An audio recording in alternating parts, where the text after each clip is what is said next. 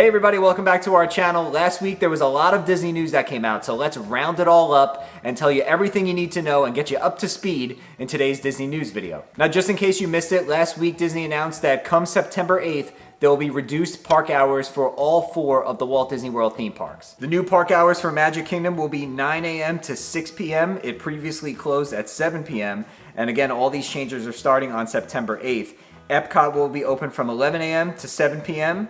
Hollywood Studios will be open from 10 a.m. to 7 p.m. and Disney's Animal Kingdom will be open from 9 to 5, and that is the park that saw the biggest reduction in hours. There's a 2-hour reduction in Animal Kingdom because it was previously 8 to 6. Now, something that we've learned over the past couple of days is that come September 8th, when these reduced hours take place, the Disney parks will still let you make dining reservations past park close. As we mentioned, Magic Kingdom closes at 6 p.m., but Be Our Guest and Liberty Tree Tavern will seat guests until 7 p.m. Hollywood Studios closes at 7 p.m. on September 8th and onward, and 50s Primetime, Oga's Cantina, and the Sci-Fi Dine-In Theater will all seat guests until 8 p.m. According to blogmickey.com, they have spoken with numerous cast members that have confirmed that this will indeed be the case, so just because the park is closing early, you can still have a dining reservation for up to 1 hour after park closes at select Disney restaurants. Now, speaking of Disney World restaurants, we've learned that over the next few weeks, Disney is going to be adding walk-up wait times as well as virtual waiting rooms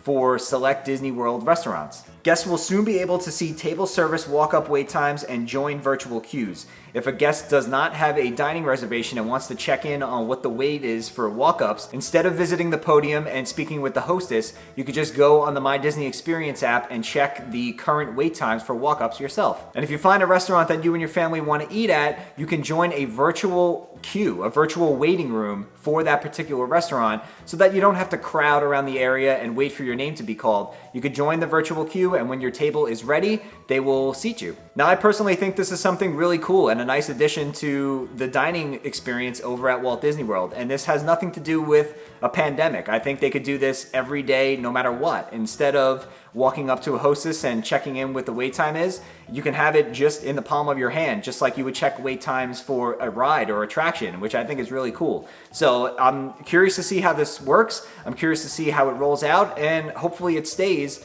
past pandemic, and this is something that guests will be able to access at any time. Now, at the time, this will only be available to Disney-owned restaurants in the parks, resorts, and Disney Springs. So any of the third-party restaurants located in Disney Springs won't have this feature yet, but I have a feeling it's just going to be a matter of time before they roll this out across the board, especially if it works out really well. And last week, we got a first look at the brand new entrance fountain pylons over at EPCOT, thanks to Imagineer Zach Riddley, and I think these are really, really cool. These are going to be a beautiful addition to the fountain in front of EPCOT. It's very sleek, it's very sharp. I like that they're clear and glass, and it has that classic EPCOT look.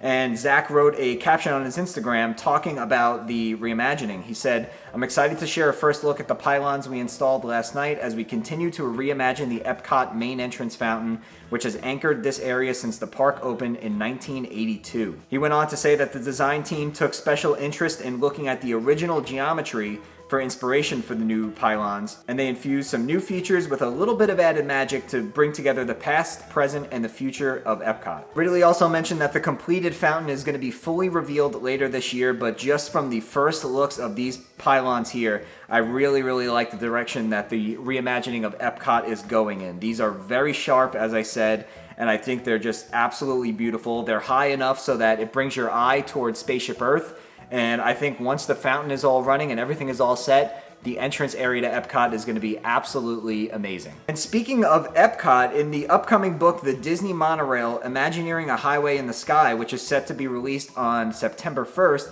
there was a hint about a monorail Mark X attraction that will be coming to the Play Pavilion in 2021.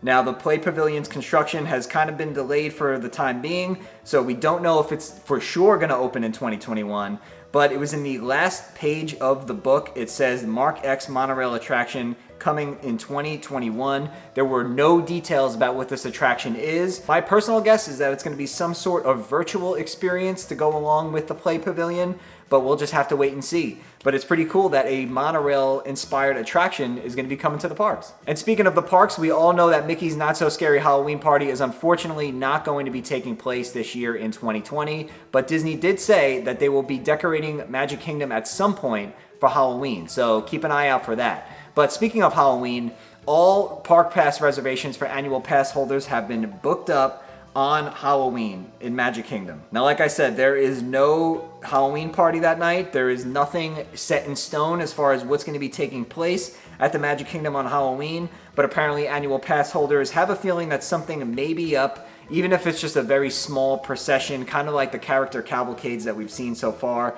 But if you are looking to go to Halloween at Magic Kingdom and you are an annual pass holder, at the time of filming, all park pass reservations have been filled. And possibly the biggest news that we've got over the past week is that the Actors Equity Association at Walt Disney World have finally come to an agreement to allow the stage actors to return to work at Disney. The battle between the Actors Equity Association and Walt Disney World finally came to an end just a few days ago, and negotiations have been pretty much at a stalemate since the end of June. The big holdup as far as an agreement was testing, and Disney has finally agreed to have on-site COVID testing available for all cast members and their families. As a result of this, the Actors Equity Association has agreed to come back to work, and there is no set date just yet for when certain shows are going to return to the parks, but I would expect over the next couple of weeks or so, we start to see some shows return to the parks. And that testing site will be available for all guests and their families. The testing hours will be 7 a.m. to 4 p.m., and any cast members who wish to sign up for testing, which is free, can do so at DisneyCovid19test.com. Personally, I'm excited to see these actors come back to work, of course in a safe way. That's the #1 priority, and the fact that Disney is going to make testing available to them is a great sign. So I know a lot of the parks, especially Hollywood studios, have been kind of missing that extra element, which is what those amazing actors bring to all the stage shows that they do. So I would look for Beauty and the Beast to possibly come back soon. Indiana Jones Epic Stunt Spectacular. Shows like that will be able to resume once the cast members, of course, officially come back to work. Another interesting piece of news from the past week is that Disney filed a permit recently for what they're calling Project Nugget, and it is tied to the fireworks launch point just north of Magic Kingdom. Now, the permit does not go into any details whatsoever about what that work will entail, what they're going to be doing to the fireworks launch point, but it does reference the location, which is how we were able to figure out that this is indeed the fireworks launch point right behind Magic Kingdom. Now, as we all know, there are no fireworks at Walt Disney World right now, and there is no date for when fireworks are going to return,